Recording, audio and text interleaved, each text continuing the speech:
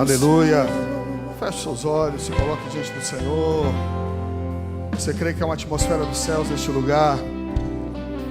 O Rei está aqui. E quando o Rei vem, o reino vem. E o reino significa justamente o governo do Senhor sobre a minha vida e sobre a tua vida. Romanos 14:17, a palavra de Deus nos diz: o reino de Deus não é comida nem bebida, mas paz, justiça, alegria no Espírito.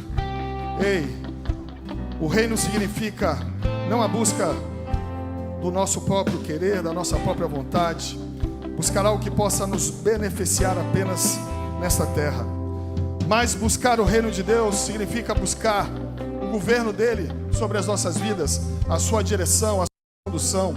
E não há como viver o reino entrega completa do meu e do teu coração a ele, sem colocarmos tudo nas mãos dele, sem uma rendição absoluta do meu ser e do teu ser a ele. Talvez você chegou aqui nessa manhã ainda com fortalezas, com resistências no teu coração, com paradigmas que precisam ser quebrados, com preconceitos, coisas que você pré-estabeleceu no teu coração, na tua mente. Mas o Senhor hoje, Ele quer te dar um novo entendimento. Romanos 12:2, a palavra de Deus nos diz por intermédio do apóstolo Paulo: ei, não vos conformeis com este século, com a forma de pensar deste tempo, mas transformem-se pela renovação da vossa mente, para que vocês possam experimentar qual seja a boa, agradável e perfeita vontade de Deus. Aqui o apóstolo Paulo fala de uma mudança que acontece de dentro para fora, quando aquilo que eu penso, quando as minhas ações, quando o meu estilo de vida, quando tudo aquilo que compõe o meu ser é totalmente controlado pelo Senhor. Ele fala de uma metanoia, de uma mudança de direção. E é essa a proposta do reino nessa manhã, uma mudança de direção, que possamos ir em direção à cruz de Cristo. Como João Batista pôde declarar em João capítulo 3, no verso 30: convém que ele cresça e que eu diminua. Menos de mim, menos de você e mais do Senhor. Ei, o Rei está aqui. O Rei está aqui. Por isso, se coloque diante dele, se renda diante dele, erga suas mãos, abra seus lábios, rasgue o seu coração diante dele nessa manhã.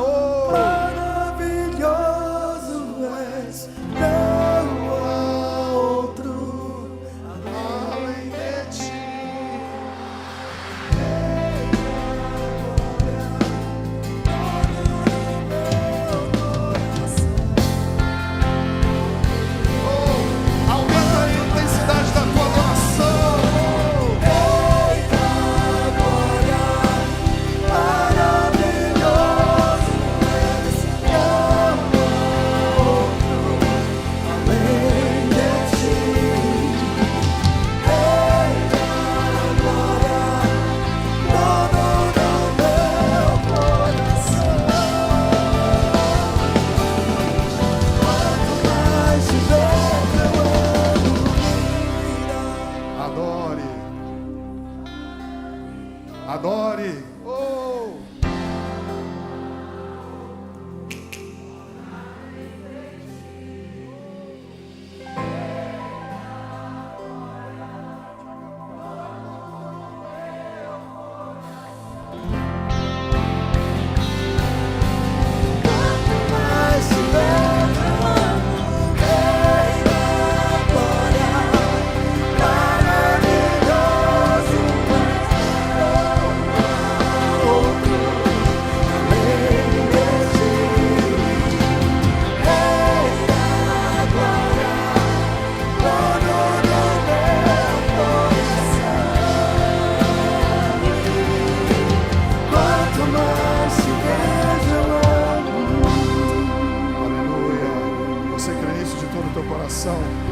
A Ele toda a honra, a Ele toda a glória, a Ele todo o louvor, ao Rei da glória.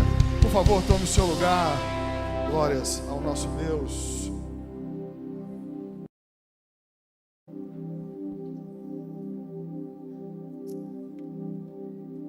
É uma grande alegria estar com a igreja nessa manhã.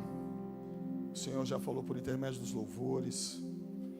O Senhor já falou conosco por intermédio da oração. E eu creio que Ele vai continuar falando conosco agora por intermédio da sua palavra. O nosso pastor está em viagem juntamente com a sua família. Eles estão lá na terrinha, não é isso? Lá em João Pessoa. Que você possa estar orando pelo pastor, orando pela sua família. Que Deus os abençoe. Queria mandar também um abraço ali pela IBLN TV. Um beijo para os meus pais. Meu pai está impedido de vir à igreja por questões de saúde, mas eles estão ligados ali pela IBLN TV. Que bênção, não é isso? Porque muitas vezes passamos por situações difíceis, passamos por enfermidades, mas o Senhor nos permite usar mecanismos como esse, como a tecnologia, para que a gente possa se conectar. Glórias ao Senhor. Feche seus olhos agora, se coloque mais uma vez diante do Senhor, que você evite entrar, sair, que você coloque os teus sentidos voltados para cá, para aquilo que o Senhor quer falar comigo e com você. Pai, toda honra, toda glória sejam dadas a Ti, Deus. Este é o povo que se chama pelo Teu nome nessa manhã. Já Te adoramos por intermédio dos louvores, da comunhão, da oração, dos dízimos, das ofertas. E agora queremos Te adorar por intermédio da Tua palavra, que é viva, que é eficaz, que penetra no mais profundo do ser.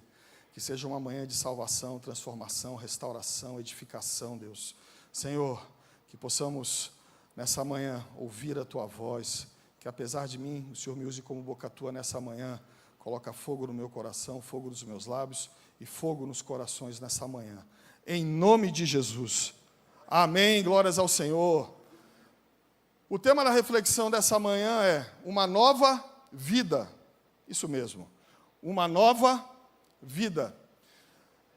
Na última semana, entramos em um novo ano.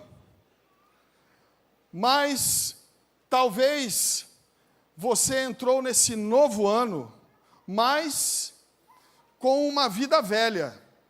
Mas como assim, pastor? Um novo ano, uma vida velha? Talvez você entrou neste novo ano, ainda preso a hábitos antigos que precisam ser deixados, a práticas que precisam ser deixadas, a uma prática religiosa fria.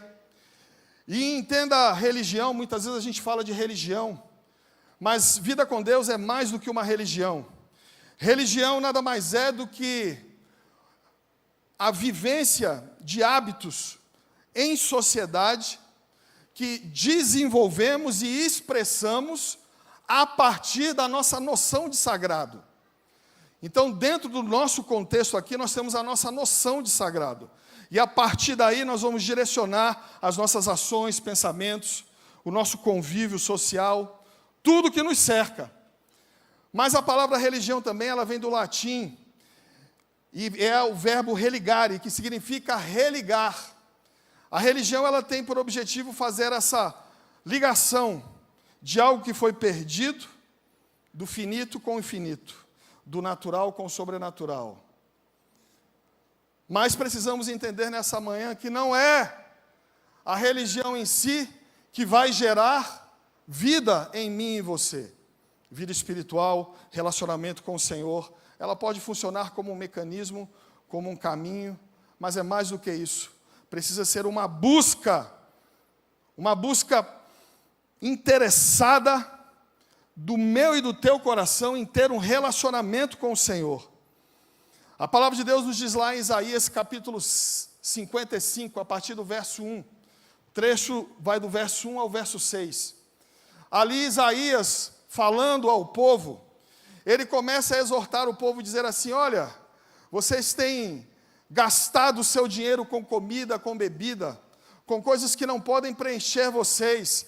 Vocês têm buscado manjares, e esses manjares, eles não podem satisfazer aquilo que está no coração de vocês. E no verso 6, então, ele declara: busquem o reino de Deus e a sua justiça. Perdão, esse aí é lá em Mateus 6,33. Quem sabe faz ao vivo. Mas ele diz assim: busquem ao Senhor enquanto se pode achá-lo. Invoque-o enquanto ele está perto. Em outras palavras, parem de buscar essas coisas que são dessa terra. mas se concentrem naquilo que é eterno, naquilo que é celestial. Como o apóstolo Paulo declarou em Colossenses 3:2, pensem nas coisas, não dessa terra, mas naquilo que é dos céus. Talvez você está no novo ano, mas ainda preso a uma velha vida, a velhos hábitos, a uma velha religião. Talvez você está preso a velhos sentimentos. Talvez você está aqui hoje ainda com teu coração tomado de mágoa. Você ainda se ressente por algo que te fizeram, ou você se ressente contra alguém. E não é o fato de termos virado o ano que isso simplesmente vai sumir do meu e do teu coração. O pecado, ele precisa ser confessado, porque o pecado, ele tem nome. E nós precisamos colocar tudo isso diante do Senhor. A palavra de Deus nos diz em Mateus 6, 14 e 15, se vocês perdoarem ao seu irmão as suas ofensas, vosso Pai Celeste também perdoará as suas ofensas.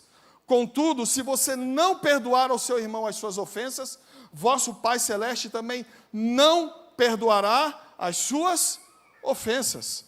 Lá em Mateus capítulo 5, no Sermão do Monte, o Senhor Jesus, instruindo os seus discípulos, ele então declara, olha, se vocês souberem que seu irmão tem algo contra você, e vocês estão ali para entregar a oferta diante do altar, o que você deve fazer?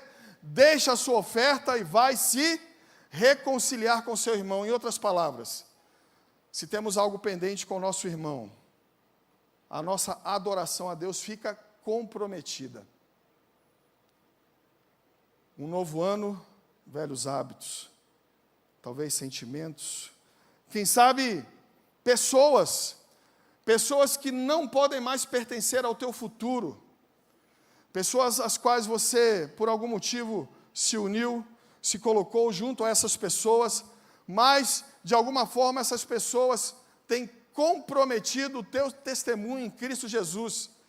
E quem sabe nessa manhã o Senhor está falando com você que há alguns relacionamentos dentro do contexto da sua vida que precisam ser revistos.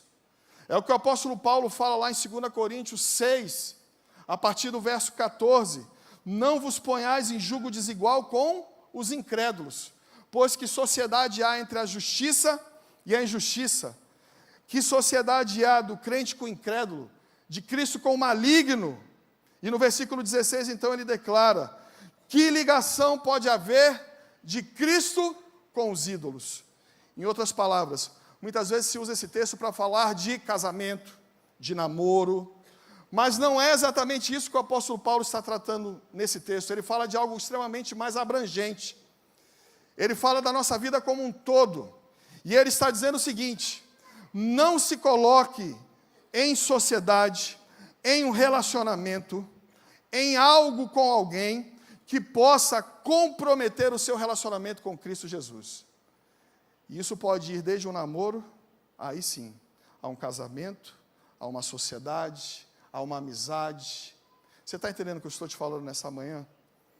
Talvez existam pessoas que não possam mais pertencer ao seu futuro. Ore por elas, fale de Cristo, mas existe uma diferença entre me associar e caminhar junto. Entre orar e estar aliançado com aquela pessoa. Talvez nesse novo ano, você ainda continue autocentrado, egocentrado, interessado nos seus próprios desejos, vontades, na busca da tua própria bênção. Mas e a bênção do meu irmão que está do meu lado? Você estabeleceu um propósito de oração nesse início de ano, por quem você já está orando, por quem você está clamando. Eu coloquei alguns propósitos pessoais, é uma coisa muito íntima, mas eu vou abrir com você. Eu e Dani estabelecemos alguns propósitos pessoais, dentre vários. Uma coisa que o pastor falou no culto de Ano Novo, ele, na sua mensagem, quando ele tratou sobre coragem, ele disse que muitos têm medo de depender de Deus. E aquilo falou comigo. Eu sou o ministro integral da igreja, pastor integral, e muitas vezes você viver integralmente não é fácil, porque não depende apenas de você, tem uma série de variáveis, como o pastor já colocou aqui inúmeras vezes. Mas aquilo falou comigo profundamente, porque eu entendi que eu preciso não ter medo de depender do próprio Deus, porque aquele Deus que me sustentou e me guardou até aqui, que sustentou a mim e minha casa, vai continuar nos guardando. O ano de 2024, eu não sei para você, mas foi um ano de muitas lutas. Mas fazendo um retrospecto do ano, eu e Dani pudemos ver como Deus nos abençoou. Foi um ano de lutas, mas foi um ano de grandes vitórias. E até aqui o Senhor tem nos ajudado. Então eu coloquei como meta pessoal, depender de Deus, descansar no Senhor, confiar nele. E eu tenho buscado implementar isso diariamente na minha vida, nesse novo ano.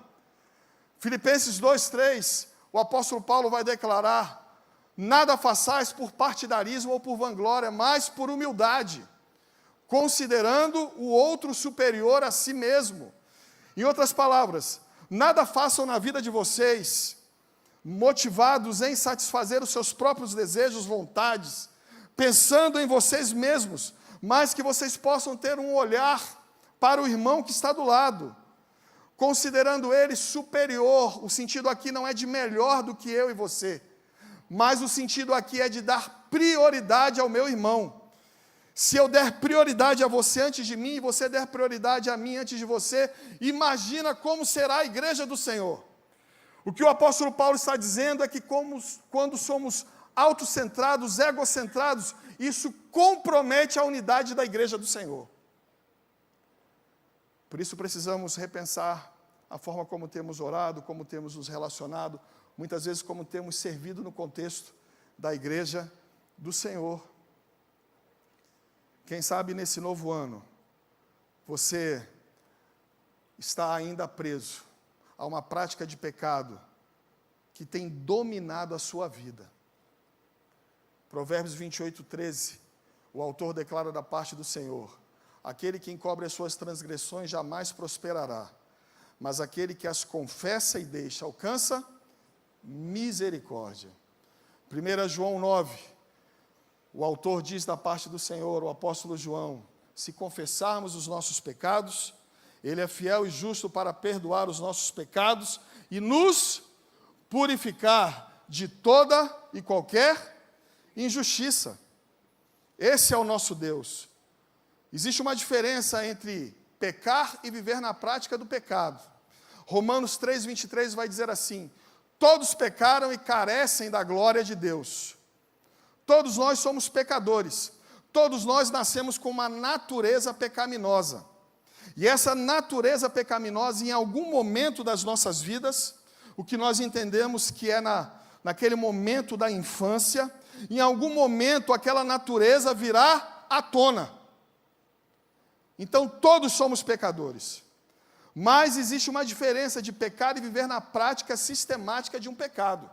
1 João 3:6, o autor diz da parte do Senhor: aquele que vive na prática do pecado não conheceu ao Senhor. Então, se você nessa manhã está aqui hoje, num novo ano, mas preso a uma prática sistemática de um pecado na sua vida, seja ele qual for, esse pode ser um dos indícios, um dos sintomas de que você não foi regenerado, de que você não nasceu de novo e que você precisa receber uma nova vida em Cristo Jesus, e não é algo que a religião vai dar a você ou vai dar a mim. Apenas o encontro com Cristo Jesus pode promover isso na minha vida e na sua vida. Mas eu trago uma boa nova nessa manhã. O Senhor Jesus, Ele tem uma nova vida preparada para mim e para você. Uma nova vida acessível, uma nova vida disponível. Efésios 2:1, o apóstolo Paulo declara: Ele vos deu vida, estando vocês mortos em seus delitos e pecados. Qual é a ideia aqui? Tem um seriado, e esse seriado chamava, hoje não passa mais, o The Walking Dead, não é isso? Muitos aqui já viram. E agora você tem diferentes variáveis dos zumbis, aí você tem filme de zumbi para todo gosto, não é isso? Meu Deus. E o que o apóstolo Paulo está falando é justamente isso aqui, de um zumbi. Ele está falando de um morto-vivo, de um The Walking Dead espiritual. Alguém que anda, mas não tem vida. Alguém que trabalha, mas não tem vida. Alguém que ganha dinheiro, mas não tem vida. E muitos têm vivido como zumbis, como The Walking Dead espirituais. Andam, mas não têm vida. Mas quando eu tenho um encontro com Jesus, Ele me dá esta vida, que preenche, que muda tudo no meu ser. Ele me concede uma nova vida. 2 Coríntios 5,17, a palavra de Deus vai nos dizer assim: aquele que está em Cristo, nova criatura é. As coisas antigas já se passaram, eis que tudo se fez novo. O que o apóstolo Paulo está declarando aqui? Em outras palavras, ele está dizendo o seguinte: que quando Cristo vem, nós nos tornamos uma nova criação. Sabe por quê? Porque Cristo ele vai reorganizar a nossa forma de pensar, os nossos sentimentos, as nossas emoções, a nossa vontade. A nossa vontade vai passar a estar no controle do Senhor. É isso que ele está falando aqui. Por isso, aquele que está em Cristo, nova criatura é. Uma nova vida recebeu. É uma nova criação. É mais do que uma religião. Há um ator muito conhecido, chamado Anthony Hopkins.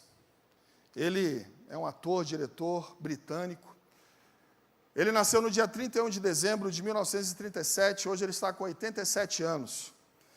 Agora, em 27 de novembro, veiculou em todo o mundo uma notícia, não sei se você viu isso, põe a foto aí dele. Olha aí. Veiculou uma notícia sobre ele, dizendo assim: Anthony Hopkins deixou de ser ateu. Quem viu isso? Dizendo que ele deixou de ser ateu. E por quê? Ele saiu dando uma série de entrevistas, deu na CNN, deu em vários lugares. E ele falou que desde 1975 ele tenta vencer o alcoolismo, sem sucesso. E ele citou que em muitos momentos, enquanto ele estava embriagado, a sensação que ele tinha é de que um demônio tomava conta da vida dele, o próprio diabo. E ele não conseguia vencer aquilo. Aquilo dominou a vida dele. E num encontro dos alcoólicos anônimos, uma mulher, cheia de ousadia, virou para ele e falou assim: ei, por que você não experimenta Deus? Por que você não experimenta entregar a sua vida para Cristo? E ele disse que aquilo entrou no coração dele de uma tal forma que ele não pôde agir diferente.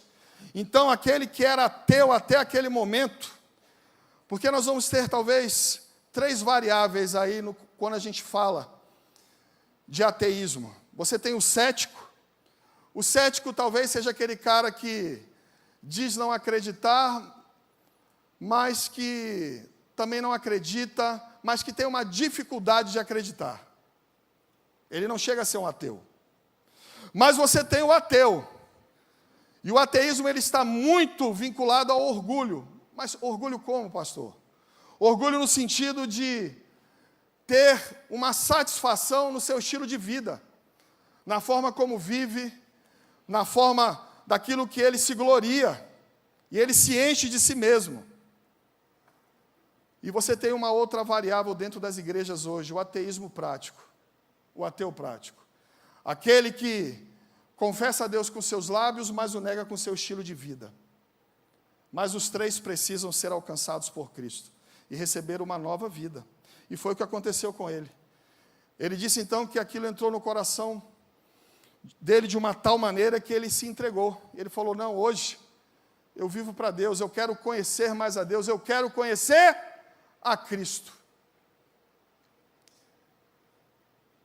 Da mesma forma, nessa manhã, o Senhor ele tem uma nova vida, assim como ele concedeu a Anthony Hopkins. Ele tem uma nova vida disponível, acessível para cada um aqui. Esse ano se inicia e nós não podemos mais permanecer da forma como entramos o ano. Não é uma virada do calendário, não é a contagem regressiva aqui da igreja com os fogos, que foi linda. É mais do que isso. É uma consciência de pecado, é uma consciência de que eu preciso viver um novo tempo no meu relacionamento com o Senhor. E isso está disponível para mim e para você nessa manhã. Houve um homem na história do povo de Deus, e a Bíblia nada mais é do que um livro de arquétipos. Arquétipos são exemplos passíveis de serem imitados. E a Bíblia é um livro tomado de arquétipos. E esse arquétipo do qual eu vou tratar nessa manhã é um homem que Deus se revelou a ele, um homem que aparentemente desenvolveu um relacionamento religioso, um homem que foi abençoado, mas um homem que precisava de uma nova vida. Ele precisava ser salvo dele mesmo e viver uma mudança e deixar a sua velha vida. Eu falo do que está lá em Gênesis, capítulo 32, versos de 22 a 32. Como eu faço? Você vai me acompanhando, não precisa botar o texto. Você vai me acompanhando, a versão que eu utilizo é a Almeida Revista e Ampliada. Você vai me acompanhando, eu vou falar versículo a versículo. Você pode acompanhar na sua Bíblia, no seu celular, como você preferir. A Bíblia é mais do que a segura, não é? Eu gosto da Bíblia convencional. Eu gosto de folhear, de rabiscar, mas você pode acessar também. Eu vou falar versículo a versículo, e conforme eu vou falando, eu vou desenvolvendo o raciocínio. E aí eu quero que você venha comigo, que você me acompanhe, que a gente vai raciocinando juntos e aprendendo juntos acerca daquilo que a palavra quer falar comigo e com você. Gênesis capítulo 32, versos de 22 a 32. De quem eu estou falando? Ninguém mais, ninguém menos do que Jacó. Jacó é um nome bem conhecido no contexto da palavra de Deus. E no versículo 22 vai dizer o seguinte: que ainda à noite Jacó se levantou, pegou suas 2 mulheres, suas 2 servas, seus 11 filhos, tudo aquilo que lhe pertencia, e os fez atravessar o val do Jaboque. Vai acompanhando aí na sua Bíblia, no seu celular. O val do Jaboque. Mas o que está acontecendo aqui? A primeira informação, faltou aí uma filhazinha de Jacó, não faltou? Quem? Escola bíblica. Diná, isso mesmo. Faltou Diná. Então, naturalmente, que ele fez passar seus 11 filhos e a sua filha Diná. Mas por que isso aconteceu? Por que chegamos aqui nesse momento em que ele pega tudo e faz tudo aquilo que estava nas suas mãos passar para o outro lado do ribeiro do Jaboque? Aí nós precisamos voltar um pouquinho no contexto bíblico. Nós vamos voltar lá para o capítulo 25 de Gênesis. No capítulo 25, nós temos o exato momento em que nasce Esaú e Jacó. E ali no seu ventre, os 2 irmãos no ventre de Rebeca, os 2 irmãos, a impressão que ela tinha é que eles lutavam entre eles. Então, Isaac e Rebeca vão para o Senhor e o Senhor fala com eles no versículo 23 do capítulo 25 de Gênesis. No verso 23 vai dizer assim, que o Senhor diz para eles: olha, você tem 2 nações no seu ventre. O mais velho servirá ao mais moço. E aí o que acontece? Nascem os gêmeos. Esaú sai primeiro, ruivo, bem peludo. E depois quem nasce? Jacó, agarrado no calcanhar do irmão. O nome Jacó é a palavra hebraica Yaakov, que significa o quê? Aquele que agarra pelo calcanhar. E o outro sentido é de suplantador, aquele que prevalece sobre o outro. Então nós vamos observar na trajetória de Jacó que o nome foi extremamente apropriado. E a história continua. Pulamos o capítulo 26 e vamos para o capítulo 7. No capítulo 25, segura aí no 25 ainda. No finalzinho do capítulo 25 acontece algo que eu não posso deixar de mencionar. O que foi? Quem lembra? Jacó, ele se vale de uma fragilidade do seu irmão Esaú. Esaú havia saído para caçar. E quando ele volta, o seu irmão está preparando uma sopa. E Esaú chega morto de fome, ele era um caçador. E ele vê aquela comida, ele pede para o irmão então fala com ele o seguinte: olha, eu te dou, mas você vai me vender o seu direito de primogenitura. O que ele faz? Ele troca o direito de primogenitura da bênção do próprio pai, do próprio Deus, por um prato de comida. Em outras palavras, ele troca aquilo que é essencial por aquilo que é secundário. Ele troca aquilo que reverbera eternamente por aquilo que é terreno, transitório, passageiro. Não diferente do que eu e você fazemos muitas vezes. Nós trocamos aquilo que é principal por algo que é secundário nas nossas vidas. Por algo que a traça e a ferrugem corrói, que o ladrão escava ou rouba. Nós trocamos muitas vezes um relacionamento com o Senhor, um tempo de intimidade com o Senhor, e eu estou falando de mim mesmo. Quantas vezes eu chego ali por volta de meia-noite, 1h, é quando muitas vezes a gente parou de tudo no dia. Muitas vezes quando eu chego em casa agora eu vou ver só um pouquinho de um streamzinho aqui para relaxar. E aí é quando Deus fala assim comigo: cara, vai orar agora, eu quero que você ore e vá ler a palavra. Ou vai ler um livro. Vai me buscar. E aí é quando eu falo assim: mas Senhor, eu mereço um relaxzinho. Não é assim? Eu mereço. Na realidade, se fôssemos ver o que nós merecíamos, é a misericórdia do Senhor que nos impede de receber, que é a condenação eterna pelos nossos pecados. A misericórdia de Deus impede que eu receba aquilo que eu mereço.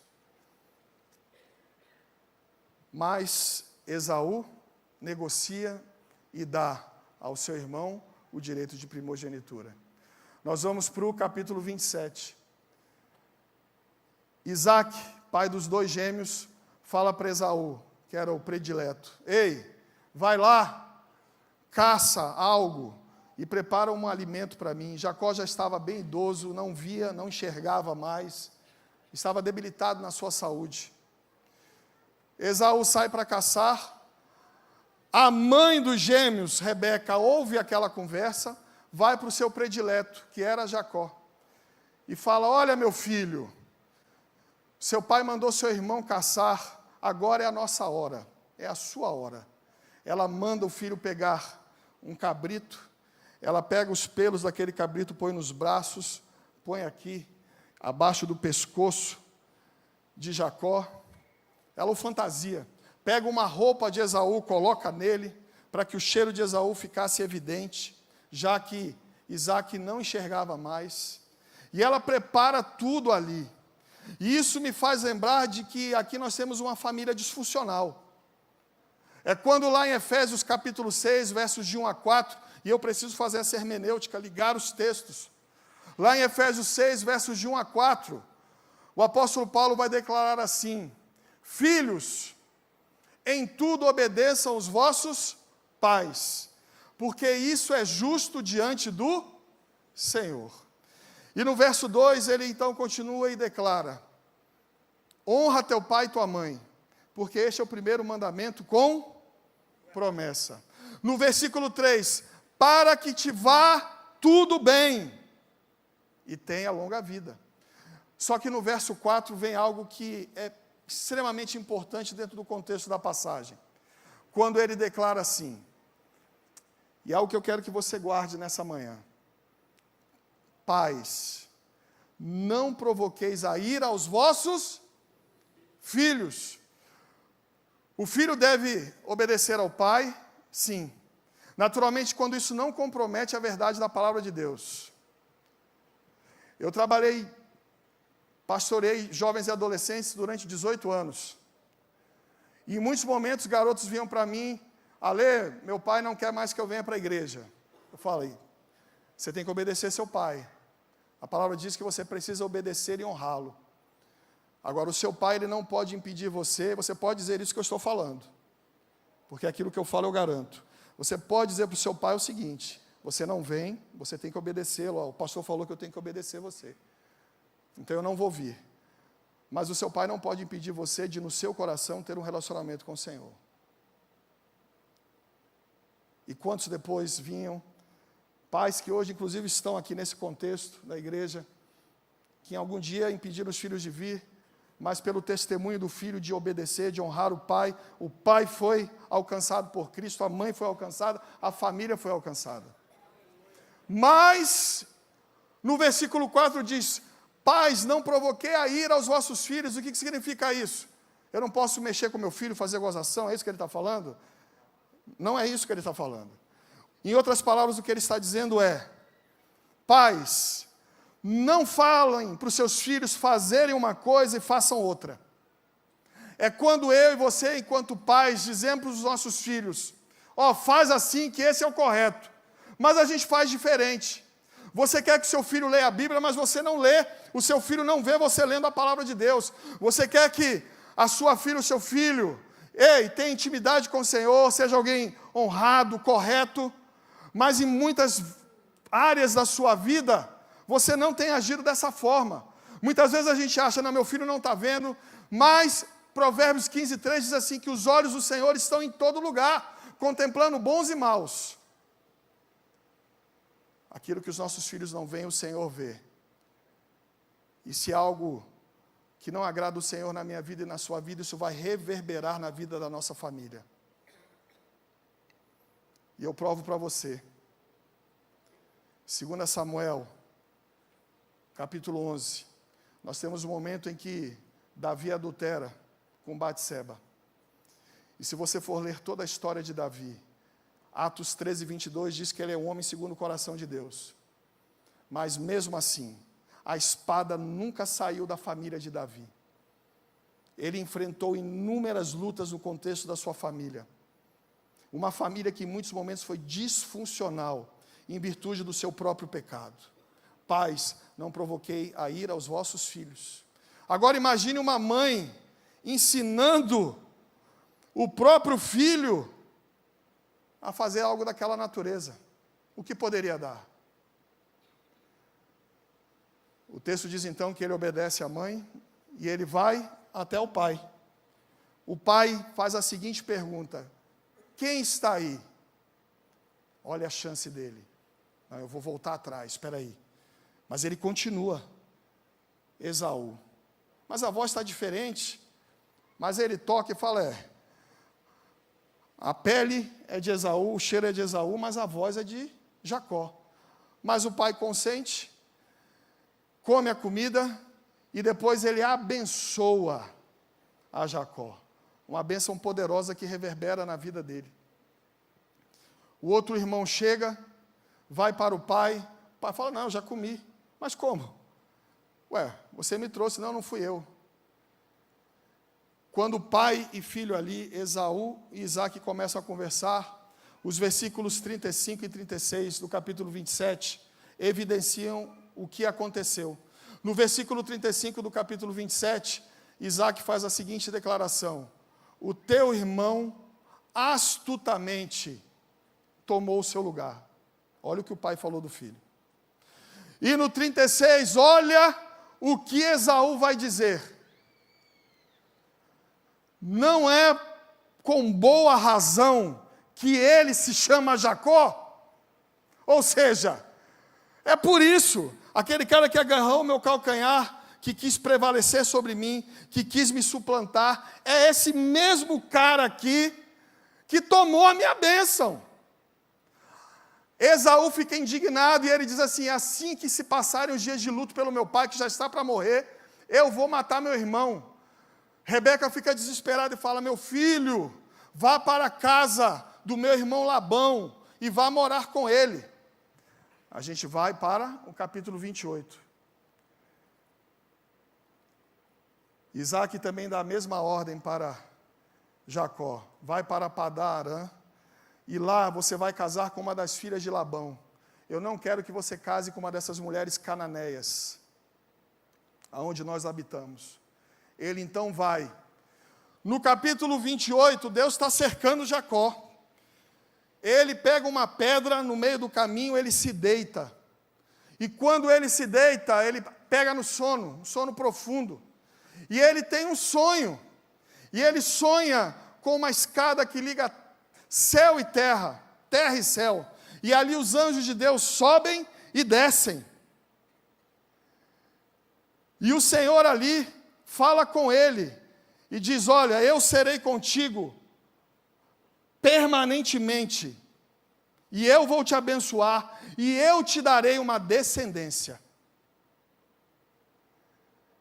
O texto, então, continua, e ele se dirige para Padã Arã.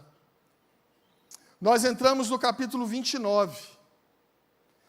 Ele chega em Padã Arã. Quando ele chega, ele avista um rebanho. De quem era esse rebanho? De Labão, seu tio, irmão da sua mãe Rebeca.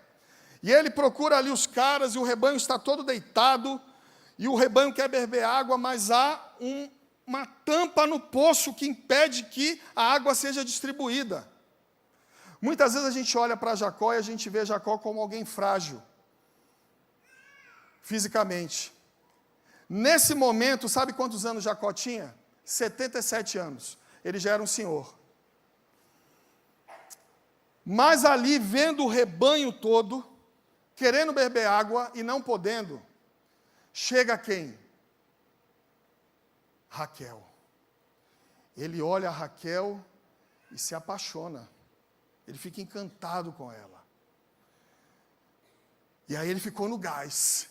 Tanto ele ficou no gás que o verso 10 do capítulo 29 de Gênesis, você pode conferir, diz que ele pegou aquela pedra e a arrastou, tirou a tampa. Ou seja, Jacó ele tinha uma força além do normal.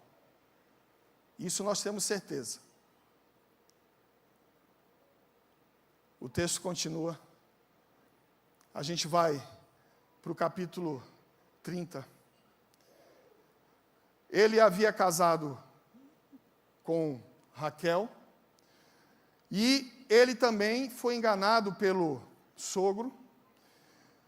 Primeiro ele casa com Lia, perdão. Ele queria casar com Raquel, ele serve 7 anos o sogro, por Raquel. E lá no verso 20 do capítulo 29 vai dizer assim, eu vou voltar ainda no capítulo 29. No verso 20 do capítulo 29 vai dizer ao seguinte, presta atenção aí, homens. Isso aqui eu tomei para mim. Eu falei, olha, só tem que me inspirar no cara.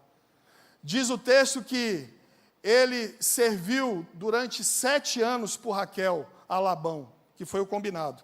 Você me serve 7 anos, e aí você casa com ela. Aqueles 7 anos lhe foram como dias. Olha isso. Ele era apaixonado. Anos para ele não foram um peso, porque ele queria estar com ela.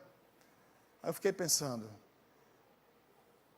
a Bíblia é um livro que nos inspira, dá um gás. Isso deu um gás em mim. Eu falei, não, eu tenho que ir pela minha esposa, eu tenho que ir. Se eu tenho procurado fazer o melhor pela minha esposa, eu tenho que dar mais um gás. Se eu tenho procurado ser romântico, tem que ser mais. Se eu tenho cuidado dela, eu tenho que cuidar mais, eu tenho que amar mais. E sem peso. Fazer o café, lavar a louça, isso aí tudo eu faço lá em casa, hein? Faço o café da manhã para todo mundo, lavo a louça, dou o gás. É isso. Sem peso. Dias. Você está casado aí há quanto tempo? 10, 20, 30, 40, 50? Quando ele vai, então, ter aquele momento íntimo com Raquel, teve o casamento, de acordo com o que o texto nos conta, eu imagino que ele bebeu muito. Ele ali, depois daqueles dias de festividade, ele vai se deitar com a Raquel, o Labão engana ele.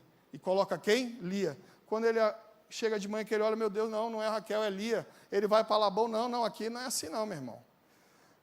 Não é assim não.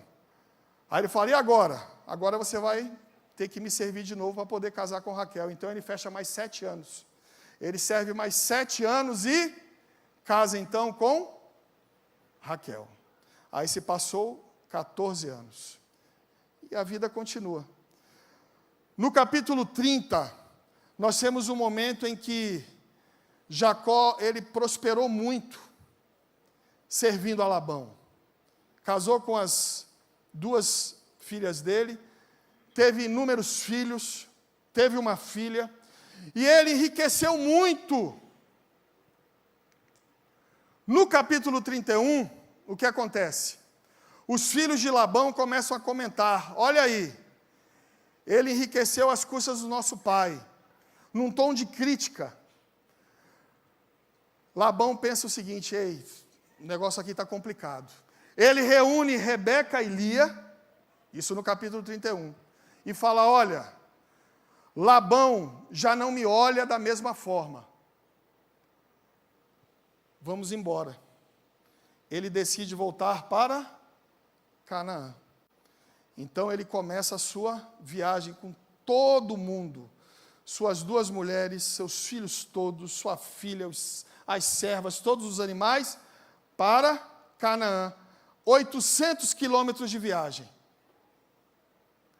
Labão fica sabendo, reúne seus homens e vai ao encontro de Jacó para matá-lo, acabar com tudo e tomar suas filhas, tudo o que era seu de volta, ou que ele julgava ser seu. O que acontece? É como Deus faz na minha vida e na sua vida. É quando Deus intervém de forma sobrenatural. O texto diz que Deus fala com Labão em sonho. Entenda, Labão não era um servo de Deus. Labão era um idólatra. Ele tinha vários ídolos dentro da sua casa. Tanto que quando Jacó vai embora, Raquel pega e toma os ídolos do seu pai, os quais ele adorava, e os leva embora. Labão então vai em busca de tudo aquilo que foi tirado dele, decidido a matar Jacó. Deus fala com ele em sonho, não faça mal a Jacó. Ele então se encontra com o seu genro, faz as pazes e libera Jacó. Entramos no capítulo 32. No capítulo 32, logo no início do texto, nós temos uma situação. Jacó tinha um irmão, não é isso? Esaú, o qual ele comprou o direito de primogenitura e roubou, enganou e tirou dele a bênção do pai. Você se lembra disso? Está fazendo sentido para você? No capítulo 32, Jacó fica sabendo que Esaú está vindo ao seu encontro com um exército de 400 homens, algo que naquela época era extremamente relevante, um grupo, uma quantidade daquela de homens. Ele está vindo na sua direção. Ele fala, pronto, vai matar a mim, a todo mundo. Ele divide a sua família, o seu grupo, em 2 grupos, porque ele diz, se ele alcançar um, o outro sobrevive. Ele começa a agir. Mas ele tem uma ideia. A primeira ideia qual é? Eu vou orar. Ele vai para o Senhor. E a partir do versículo 9 até o versículo 12, nós temos o primeiro modelo de oração na palavra de Deus, antes do Pai Nosso.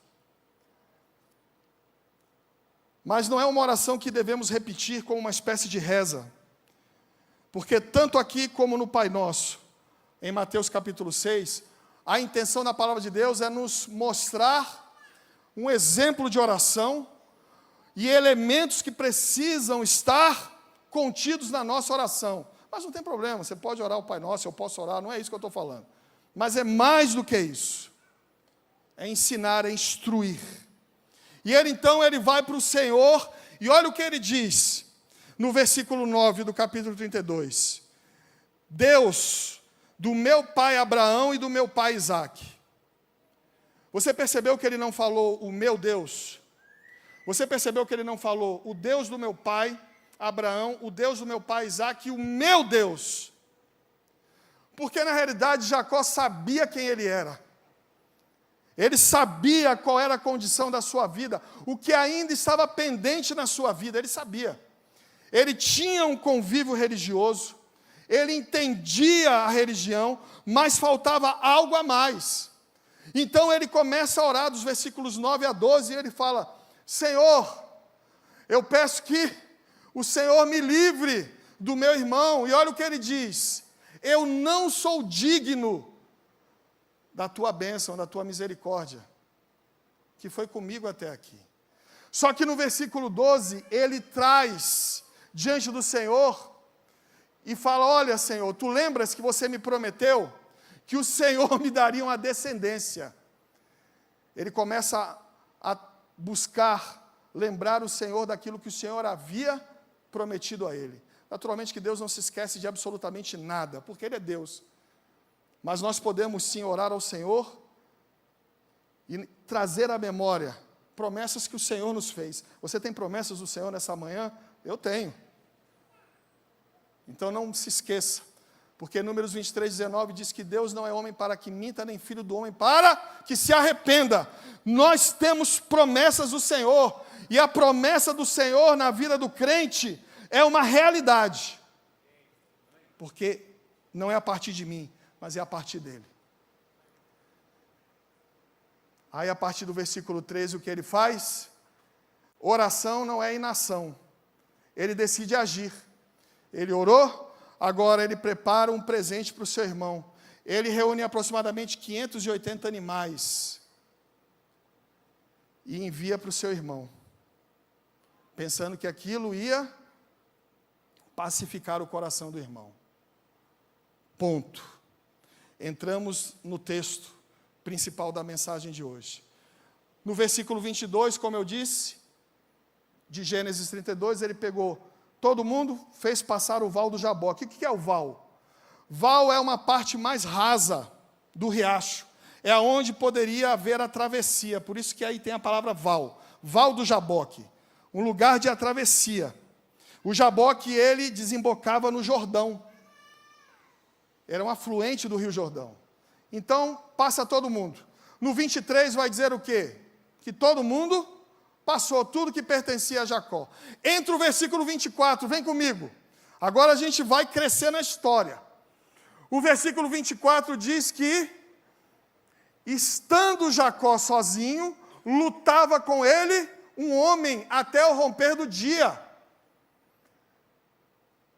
Quem era esse homem que lutava com Jacó?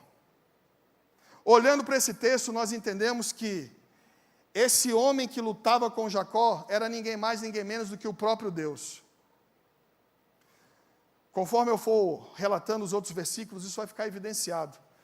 Jacó está lutando com o próprio Deus, e eu digo para você mais, ele está lutando com o próprio Cristo encarnado. Assim como lá em Gênesis capítulo 18, aqui em Gênesis 32, verso 24, nós temos uma pré-encarnação de Cristo. Lá em Gênesis 18, Abraão recebe a visita de Deus, de um anjo, e de Deus e de 2 anjos. Ali nós temos uma pré-encarnação de Cristo, como aqui também. O Deus que se faz carne. O verbo que se faz carne. Que se faz homem aí, ó. Muito bom. O Deus que se faz homem, perfeito. E ali ele se faz homem. E aquela luta se inicia. Trazendo para o contexto da nossa vida, vai ser assim também em alguns momentos, será só eu e Deus. Será só você e Deus. É quando nós vamos lutar de joelhos, é quando nós vamos nos colocar diante do Senhor, é quando nós vamos nos agarrar ao Senhor. Será só você e o Senhor. No versículo 25 diz o seguinte, que não podendo prevalecer sobre Jacó, ele toca onde? Na articulação da coxa de Jacó. Põe a imagem aí, por favor. Está dando para ver? Ele toca aqui nessa articulaçãozinha, entre o fêmur e o acetábulo. Ou seja, qualquer lutador sabe que se você tiver uma lesão ou qualquer atleta, isso vai te inviabilizar de continuar a luta, de continuar o treino, de continuar fazendo seja o que for. Pode tirar, obrigado. Ele toca na articulação da coxa, por quê? Não é o próprio Deus? Não é o Cristo encarnado? mas Deus se reduziu. Ele se colocou na forma de homem e lutou ali com Jacó como homem. Mas lembra quando eu disse lá em Gênesis 29:10 que ele arrastou a tampa do poço? Jacó tinha uma força além do normal. Então, enquanto Deus, homem encarnado, ele estava prevalecendo. Então ali, Deus sendo Deus, porque ele era homem, mas era Deus, assim como Cristo, plenamente Deus, plenamente homem. Ele toca na articulação, opa! Mas o que acontece? No versículo 26, o homem vira para Jacó e diz assim: ei, deixe eu ir, já rompeu o dia. Eles ficaram a noite toda. O que acontece? Jacó se agarra nele e diz o quê? Não te deixarei ir enquanto você não me abençoar. Eu não vou te deixar ir. E ele se agarra ao Senhor, e ele entende que o Senhor é a sua única esperança. É quando no contexto da minha vida e da sua vida, estamos fragilizados pelas lutas, pelas tribulações, pelos embates, estamos cansados, estamos fadigados espiritualmente, estamos sem forças físicas, emocionais e espirituais. É quando muitas vezes não temos nem condição de orar. Já aconteceu isso com você? Mas nós precisamos nos agarrar ao Senhor e dizer: Senhor, eu não te largo enquanto o Senhor não me abençoar. Em outras palavras, o Senhor prometeu que me daria uma descendência, o Senhor prometeu que não me deixaria, e eu estou com um problema muito sério. O meu irmão quer me matar, mas ele tinha um outro problema sério. Qual era o problema sério dele? A própria vida dele. Aquela velha vida que ele levava. Quando temos um encontro com Cristo, com o Senhor, ele começa a gerar consciência em nós de quem nós somos. E olha o que acontece no versículo 27. Ele não quer ser abençoado? Aí no versículo 27, olha o que o homem, o próprio Deus, pergunta para ele: ei, como você se chama? Como você se chama? Isso soa como uma pergunta até retórica, porque o Senhor ali está querendo levar Jacó a refletir. Vamos voltar um pouco? Você lembra lá do capítulo 27, quando ele roubou a bênção do irmão e o pai abençoou a ele? O pai perguntou o que para ele? Como você se chama? Quem está aí? E ele disse Esaú. Ele mentiu, e aquilo acompanhou a vida dele ano após ano, virada a virada de ano, fogos a fogos de virada de ano. Aquilo estava na vida dele. Ele era um mentiroso, ele estava com uma prática de pecado que precisava ser deixada na sua vida. E da mesma forma é comigo e com você. Nós não podemos avançar neste ano presos a coisas nas nossas vidas que precisam ser deixadas. Como você se chama? Ele diz Jacó. Ali, olha, o que já estava num processo, a ficha caiu. Ali, o Senhor gerou em Jacó uma consciência de quem ele era, da sua situação, daquilo que ele havia feito. Eu imagino passando um filme da vida dele. Ali o Senhor, o próprio Deus, gerou nele uma consciência de pecado. Diante disso, o que acontece? Versículo 28. Só o Senhor pode mudar o nome de alguém, a identidade de alguém, mas eu não falo do nosso RG civil.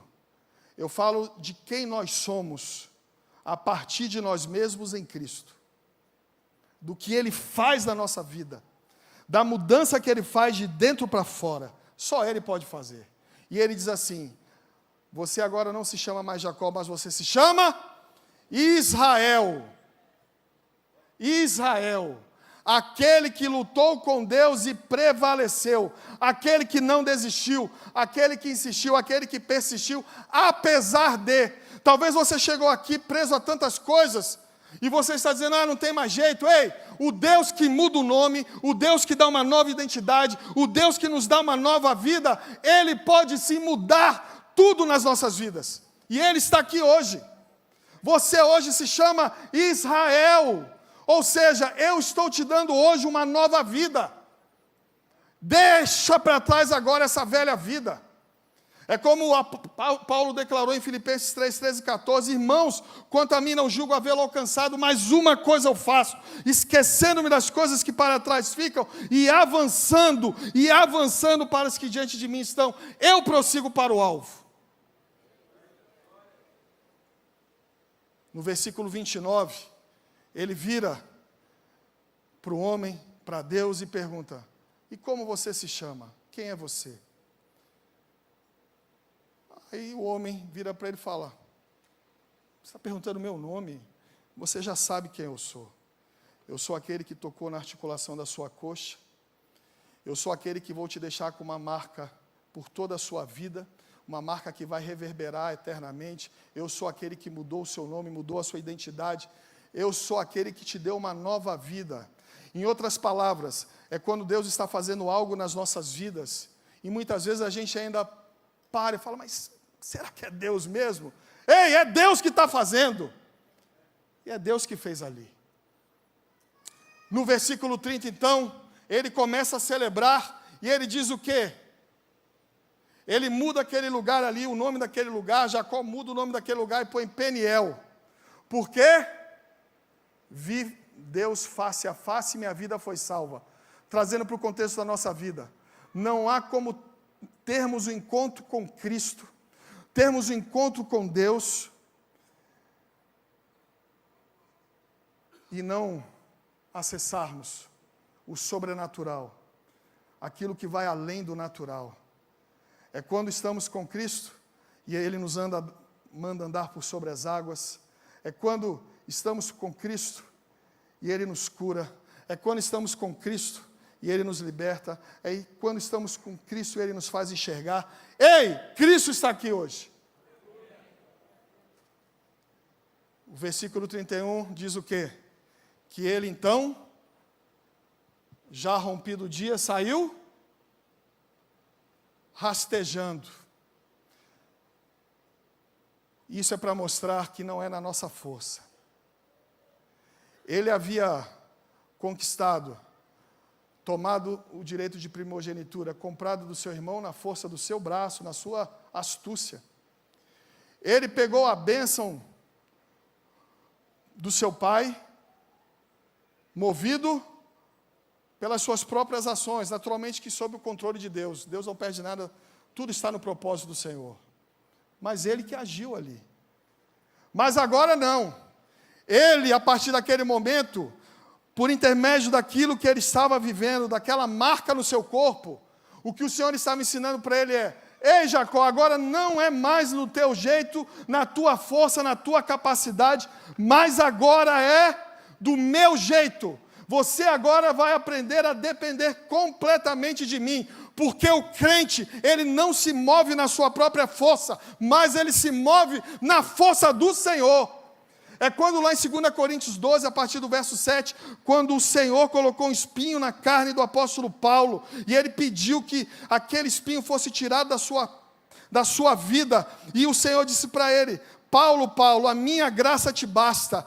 Paulo, Paulo, em outras palavras, o Senhor estava dizendo para ele: a minha presença na tua vida é mais importante do que a ausência da dor. É quando a gente vai estar aí, arrastando a perna, mas nós vamos estar firmados com o Senhor. Nós vamos estar passando por lutas, mas nós vamos estar firmados no Senhor. É quando eu vou estar enfrentando embates na minha vida, mas eu tenho o principal, eu tenho a Cristo Jesus. Oséias 12, versos 3 e 4, vai falar dessa passagem. E o profeta Oséias vai declarar o seguinte, no verso 3, que Jacó, aquele que agarrou o calcanhar do irmão, no vigor da sua idade, lutava com Deus. E no versículo 4 vai dizer que ele buscou mercê, ou seja, misericórdia de Deus. Ali quando ele pede a bênção, no versículo 26 do capítulo 32, eu não te deixo se você não me abençoar. É isso. Senhor, eu preciso da tua misericórdia. Eu preciso de uma nova vida. Eu preciso daquilo que só o Senhor pode fazer. E quando Oséias disse que ele estava no vigor da sua idade, aqui nesse momento, sabe quantos anos ele tinha? 97 anos de idade. Ei, eu não sei quantos anos você tem, qual é o momento da sua vida, mas ainda não acabou. Deus tem uma nova vida para você. Feche seus olhos e se coloque diante do Senhor.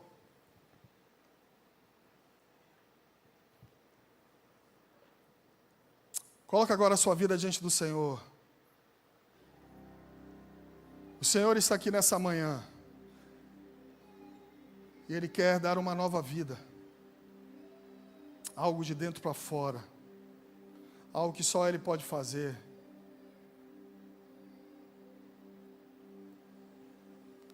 Ele está aqui para abençoar. Mas muito mais do que abençoar materialmente, Ele quer abençoar com salvação nessa manhã. Ele quer fazer aquilo que homem nenhum pode fazer, que só Ele pode fazer. E Ele está aqui. Por isso, coloca agora o teu coração, como está a tua vida hoje? Eis que faço novas todas as coisas. Aquilo que é velho, a velha vida, Ele dá uma nova vida. E sabe por quê? Porque o Senhor nos amou de uma tal maneira que Ele enviou o seu Filho unigênito, para que todo aquele que nele crê não pereça, mas tenha vida eterna. Ninguém tem maior amor do que esse, diz a palavra, do que dar a sua própria vida em favor do amigo a quem ama. E esse é o amor de Jesus. E Jesus está aqui. Por isso eu queria perguntar para você, assim como o Senhor fez com Jacó, assim como o Senhor ensinou a Jacó que era mais do que uma religião, e Jacó falou: Senhor, me abençoa, muda a minha vida. Eu queria perguntar para você nessa manhã, você também quer essa nova vida que o Senhor Jesus quer dar para você? A vida que Ele conquistou na cruz do Calvário, Ele está aqui. Se você quer dizer assim: eu recebo a Jesus, eu quero essa nova vida que Ele tem para mim. Eu quero essa nova vida. Eu quero a bênção da salvação que vem a partir do Senhor. Faz um sinal com a sua mão onde você está, em nome de Jesus. Glória a Deus, eu já vi. Pode levantar onde você está, dizendo assim: eu quero, eu recebo, eu quero essa nova vida. Eu quero Jesus. Eu quero essa mudança que só Ele pode fazer. Eu recebo como Senhor e Salvador da minha vida. Todos estão de olhos fechados, você está em casa. Faz um sinal com a sua mão onde você está, dizendo assim: eu recebo, eu quero essa nova vida. Glória a Deus, eu já vi, brother, lá atrás. Pode abaixar, pode abaixar. Eu já vi aqui na frente também, glória a Deus. Quem mais? Faz um sinal com a sua mão. Eu não estou vendo lá em cima, direito. Aqui na galeria à minha esquerda. É isso? Glória a Deus. Quem mais? Mais alguém? Glória a Deus, eu já vi, irmão, pode abaixar. Quem mais? O Senhor está chamando. É mais do que uma religião. Glória a Deus, eu já vi, minha irmã, pode abaixar. E eu tenho a alegria de chamar você de irmã a partir de agora. Quem mais? Ei, é o Senhor. Glória a Deus, eu já vi, meu irmão, pode abaixar. Glória a Deus, quem mais? Eu não vou pedir para vir à frente. Então, se vocês identificaram quem levantou a mão, vocês já podem ir até as pessoas, tá? Quem mais? Ali, ó, à minha direita. O de camisa amarela aqui também. Levanta a mão mais uma vez, você que levantou. A gente quer orar por você. Pode levantar. Aqui na frente, ó. Aqui na frente também. Ó, Angelina. Aqui, ó. Aqui. Glória a Deus. Aqui também, ó, à minha esquerda. Pode levantar, pode levantar. Glória a Deus. Aqui, ó. Ali também o casal. Já identificou? Glória a Deus. Aqui o brotherzinho ali, ó, à minha direita também. Pode levantar. Pode levantar. Glória a Deus. Ó, meu brotherzinho aqui. É isso? Faz assim. Glória a Deus. Aqui, ó. Ó, Angelina, tá vendo aqui? Viu aqui, Angelina? Levanta aí, Bruno, com ele. Isso. Glória a Deus. Mais alguém? Aqui, ó. Já foram em você, não? Aqui, Cauê. De camisa preta. Eu não vou pedir para ver a frente em virtude que agora do momento, do horário. Mas agora fecha teus olhos. Você que tomou essa decisão de receber essa nova vida que só o Senhor Jesus pode fazer. Coloca a mão no teu coração e eu vou orar por você. Pai, toda honra, toda glória sejam dadas a Ti, Deus. Eu quero colocar a vida de cada um desses homens e mulheres que se renderam a Ti, Senhor, nessa manhã. O Senhor conhece o coração, Deus. E eu Te louvo pela vida deles, eu os abençoo nessa manhã em nome de Jesus. Muito obrigado porque nessa manhã houve salvação, o inferno foi saqueado e os céus foram povoados. Que eles possam viver, Senhor, essa nova vida que o Senhor conquistou na cruz do Calvário para eles. E que eles possam, Senhor, fazer viver tudo aquilo que o Senhor tem preparado para eles. Que eles possam permanecer sem jamais retroceder. Deus, que eles possam, Deus, ter experiências profundas, Senhor, falando do Teu amor, testemunhando, pregando a Tua palavra, lendo a Tua palavra, e que possamos ouvir falar daquilo que o Senhor vai fazer por intermédio da vida deles. Muito obrigado, Senhor, por cada vida que se rende a Ti nessa manhã, em nome de Jesus. Amém. Glórias ao Senhor.